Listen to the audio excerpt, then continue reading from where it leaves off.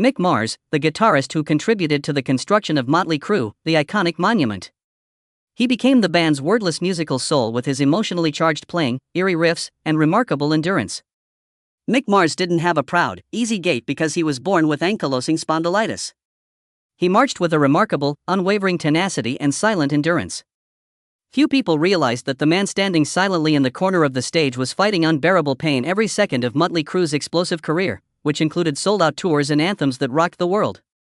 40 years of commitment. A well-known band who left in resentment and legal action, a musician who dedicated his life to the cause only to be marginalized by the brothers he once stood with. What caused Mick Mars, Mötley Crüe's once essential musical soul, to fade into obscurity? And after all the treachery, what gave him the courage to get back up and start down a new path? Now let's explore Mick Mars's story. Early life. Mick Mars, whose real name was Robert Allen Deal, was born into a working-class family in Terre Haute, Indiana, on May 4, 1951. In search of a better life, his parents, Tina and Frank Deal, relocated the whole family to Garden Grove, California when he was still a child. Mars and his 4 siblings grew up in the small home in a very unstable setting. Mars was unique from a young age. His parents took him to a little local fair performance when he was just 3 years old. The young boy's mind was permanently etched by the picture of country music artist Skeeter Bond, his guitar glistening in the lights. "This shall be my life," Mars adamantly proclaimed upon their return home.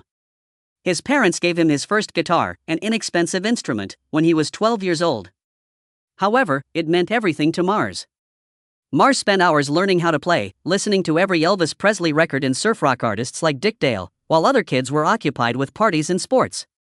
However, his body started exhibiting odd symptoms at the same time.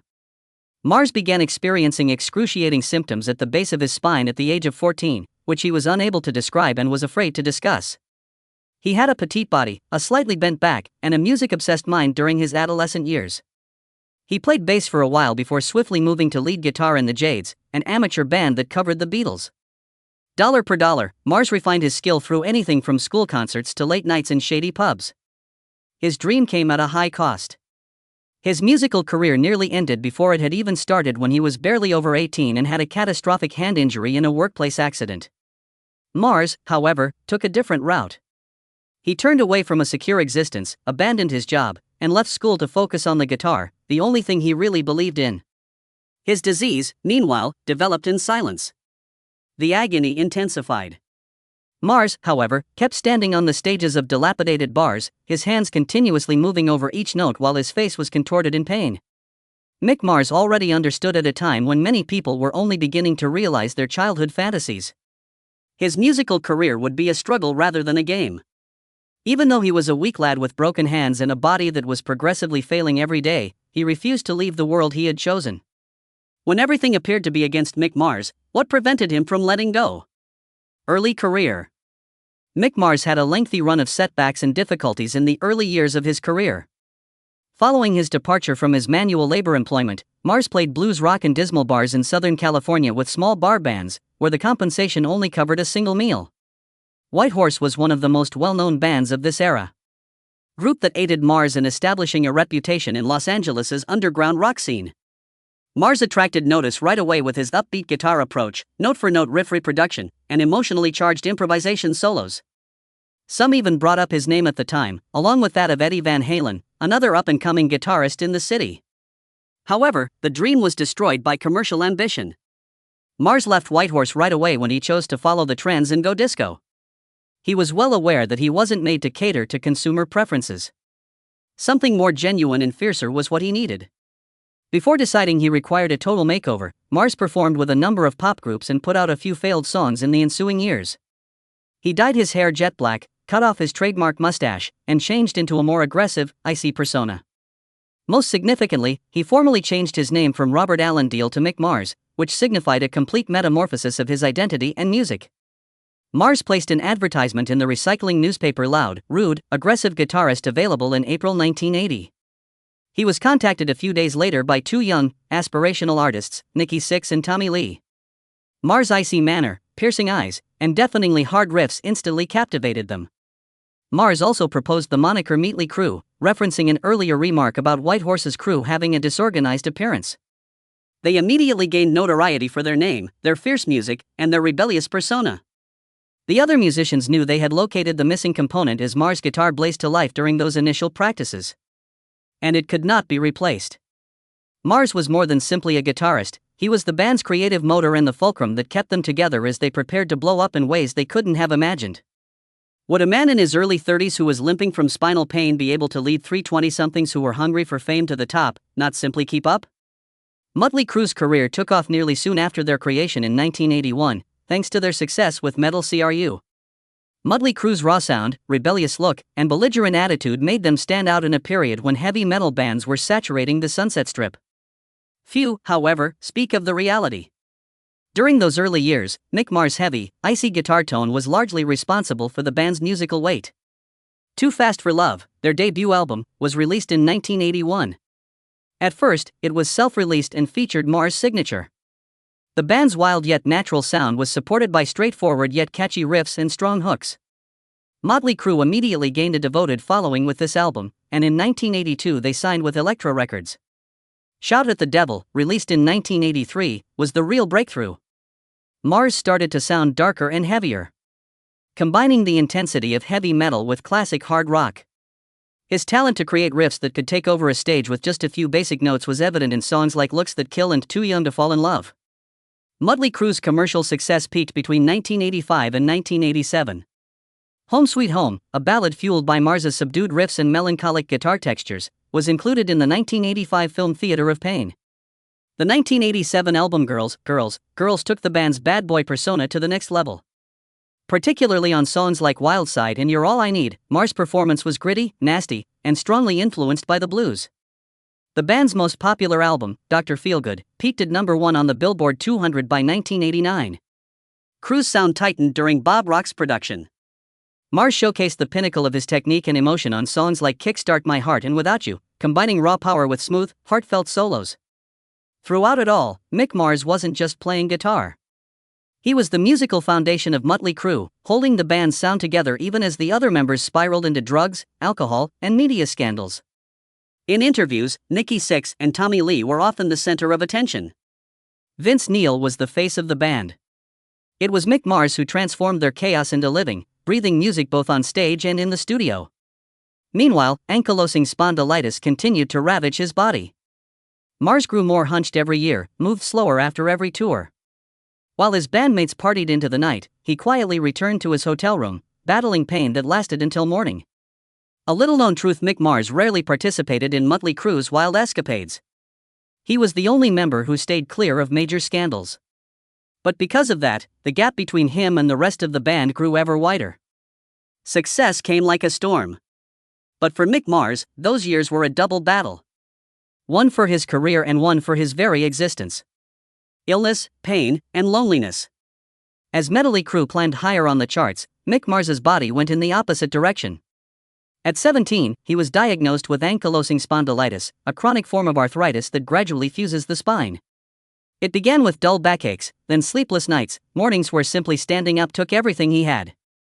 The disease not only restricted his movement, but slowly deformed his body, causing Mars to hunch over and shrink nearly 7 centimeters from his original height.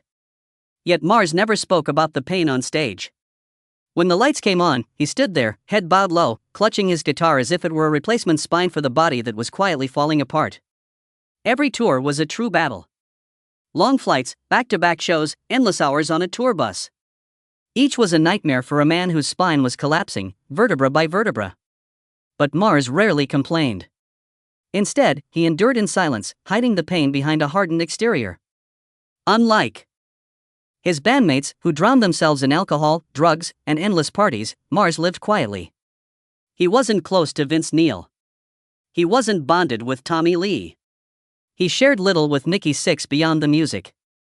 For more than 2 decades, Mick Mars was essentially a solitary figure within the very band he helped build. In the autobiography The Dirt, Mars admitted he had fallen into severe depression. At one point, he drank heavily to numb the pain, eventually becoming dependent on opioid painkillers. There was even a night when, and desperate, Mars walked into the ocean intending to end it all, only to wake up soaked and freezing, wondering whether he was still alive or already a ghost. In the 1990s, his illness eventually forced him to undergo hip replacement surgery. The pain subsided, but the loneliness remained. Mick Mars was the only member not chased by the media, not plastered on magazine covers. To the public, he was the odd one. The quiet man. The shadow of Mötley Crüe. Even though it was his guitar that truly kept the band's soul alive. A battle that lasted more than 40 years. Fighting disease, fighting loneliness, fighting to be heard without ever once surrendering. Betrayal and legal battle. In 2022, after more than 4 decades of battling alongside his band and against a devastating illness, Mick Mars made a difficult decision. Withdraw from touring because his health could no longer endure it. But he made it clear. He was not quitting the band, and he was ready to record, perform at stationary events, and participate in any activities that didn't require extensive travel. Just 24 hours later, Mötley Crüe announced to the press that Mars had retired and would be replaced by John 5. No discussion, no negotiation, just a cold announcement. Mick Mars understood he had been pushed out, and this time, he chose not to stay silent. In early 2023, Mars filed a lawsuit against the band in Los Angeles' Superior Court. He accused his former bandmates, Nikki Sixx, Vince Neil, and Tommy Lee, of conspiring to remove him from his business interests, forcing him to sell his 25% ownership stake in the company that controls the Mötley Crüe brand. A lowball price. Mars also demanded full access to the band's financial records, which he alleged had been deliberately concealed for years. The revelations in the lawsuit were explosive. Mars accused Nikki Sixx of not actually playing bass live during the tour, with all bass tracks pre-recorded. He also claimed that many of Vince Neil's vocals and Tommy Lee's drums relied on backing tracks. Mars alleged that Sixx abused his influence, downplayed Mars' abilities, and spearheaded the effort to declare him unfit to perform in order to seize his stake. It wasn't just about financial betrayal. Mars also faced personal humiliation. He was mocked for his age, for his health condition, even for his private relationships. The place he once called his musical family had now become the force trying to erase his very existence. The band fired back, claiming that under previous agreements, any member who withdrew from touring forfeited their share of touring revenues and related activities. They argued that Mars no longer qualified to remain. But for Mars, it wasn't just about the money. It was about dignity. It was about the right to be recognized for a legacy he had sacrificed his health and his life to build. After months of legal battles, a partial victory leaned in Mars's favor. The court ordered Mötley Crüe to pay his legal fees for delaying the release of documents and affirmed his right to access the band's business records up to 2022. While the legal fight has yet to fully conclude, Mick Mars made one thing clear. He will not stay silent and let what he deserves be taken away. Even if he stands alone, even if he is abandoned, he will keep fighting just as he has fought his entire life. Rebirth with a solo career. Leaving Mötley Crüe was not the end for Mick Mars. It was the beginning of the most important chapter of his career, rewriting his own life story. Shortly after the lawsuit with Crüe erupted, Mars quietly retreated into his private studio in Nashville. No longer burdened by image, commercial expectations, or market trends, he decided to do something he hadn't been able to accomplish in over 40 years. A pure Mars solo album. Undiluted and uncensored. The album, titled The Other Side of Mars, was officially released on February 23, 2024. From the title alone, Mars sent a clear message. This was a side of him the public had never seen before. The album took nearly 4 years to complete, with Mars personally involved in every stage, from songwriting to arrangement to hand-picking his collaborators. He brought in trusted friends and colleagues. Paul Taylor, former keyboardist for Winger and Alice Cooper, co-wrote several tracks and played a key role in shaping the musical structure.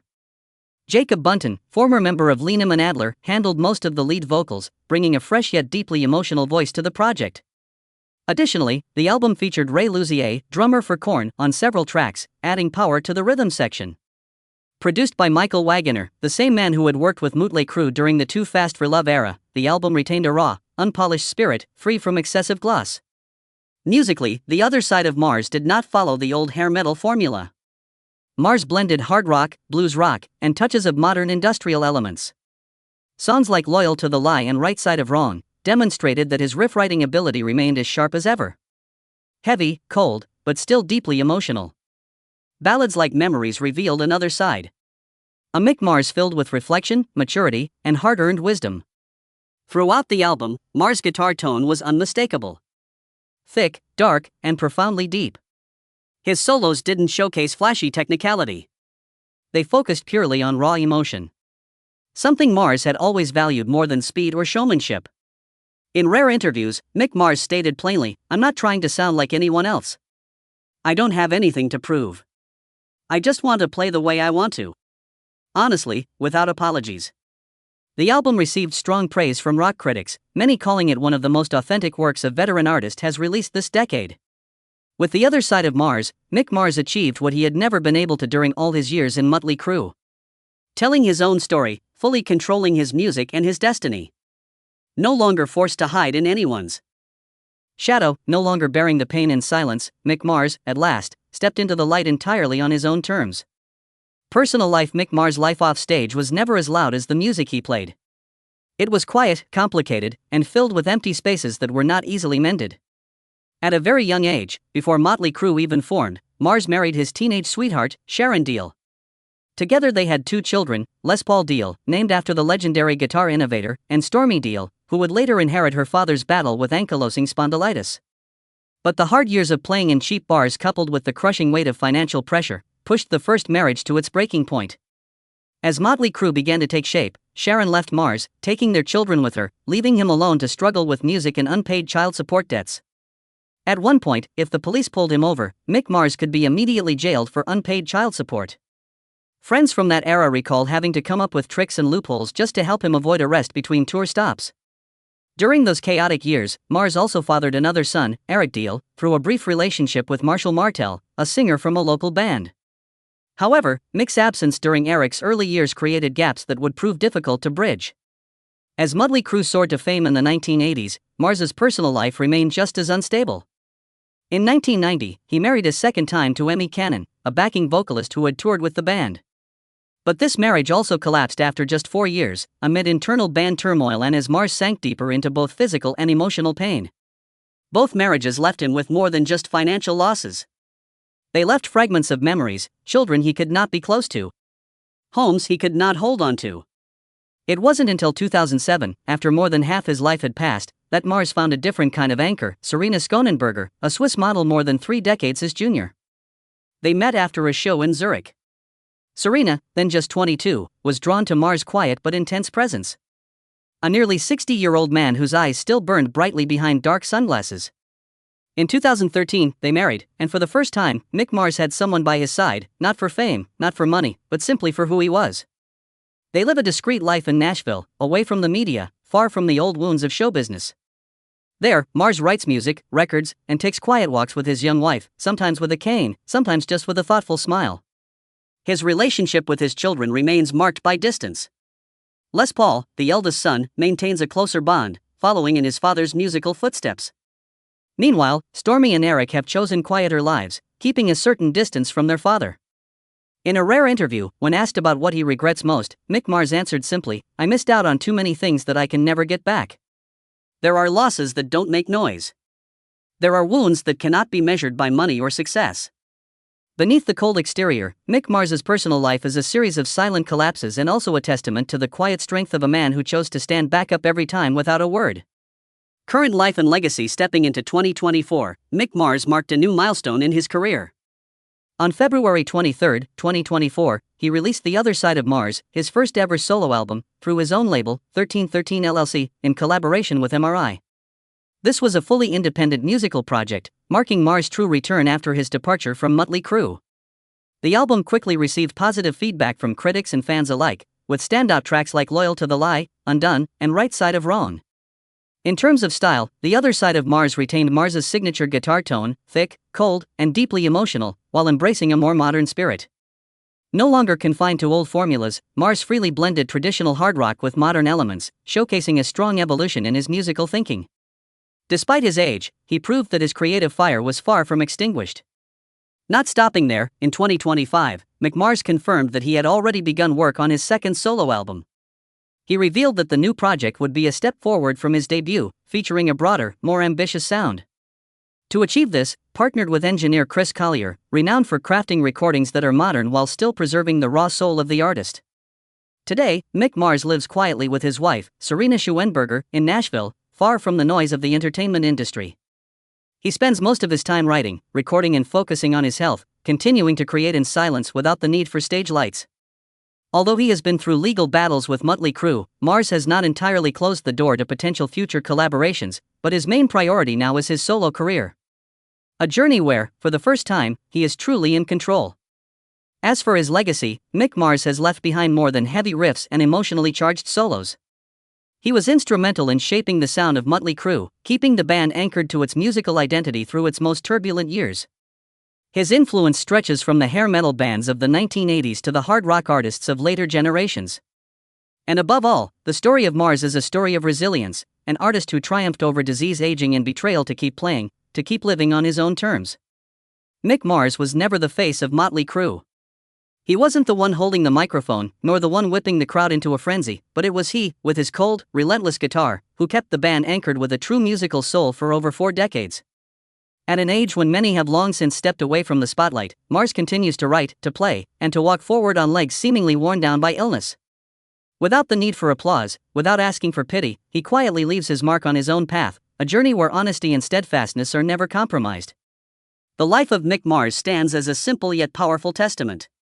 You don't have to be loud to make a difference. Sometimes it is silence, perseverance, and loyalty to oneself that leave the most lasting impression. Have you ever quietly fought for something you believed in, just as Mick Mars has done all his life? If so, share your thoughts in the comments below. And don't forget to hit like, subscribe, and turn on notifications so you don't miss more real-life stories as inspiring as this one.